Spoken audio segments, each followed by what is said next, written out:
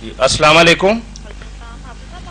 جی بات کر رہے ہیں, ذرا اونچا بولیے بہن. اچھا میں نے نا اصل میں تھوڑی سی ایک پرابلم کا حل پوچھنا تھا آپ سے. جی ہمارے گھر میں نا ذرا لڑائی سی رہتی ہے, یعنی نہ تو میرا بڑا بھائی جاب کرتا ہے, میں پریشانی سی ہے, بہن بھائی آپس میں لڑتے ہیں, امی ابو کا جھگڑا ہوتا ہے. جی جی اللہ کا شکر ہے ہر چیز پاس ہے, لیکن اس کے باوجود جس طرح کوئی چیز انسان کی ختم نہیں ہوتی جا رہی, نہ اتفاق ہے, پیسہ اتنا ہے پھر وہ بھی نہیں رہتا.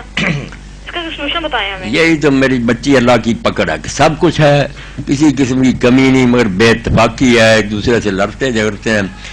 اب ان کا کوئی پتہ نہیں کہ آپ کے گھر والے نماز بھی پڑھتے ہیں یا نہیں, یا قرآن پڑھتے ہیں یا نہیں, یا کیا حال ہے. اگر پڑھتے ہیں, نماز پڑھتے ہیں, قرآن شریف پڑھتے ہیں. ہاں تو ان کو توجہ دلائیں نا, جو جھگڑتے انہیں کہیں آپ قرآن پڑھتے ہیں, نماز پڑھتے ہیں, وہ یہ سکھاتی ہے. اس میں تو اتفاق کی ہدایت ہے, محبت کی ہے, احترام کی ہے.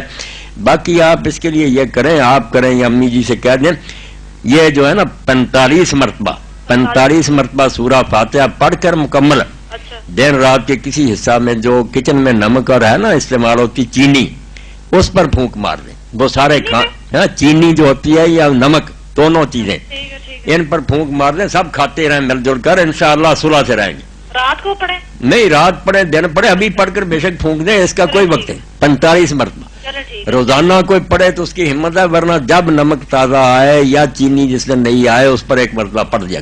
یہ سب میرے بھائی بہن یاد رکھیں, انشاءاللہ اتفاق ہوگا. چلیں ٹھیک ہے, تھینک یو. G Allah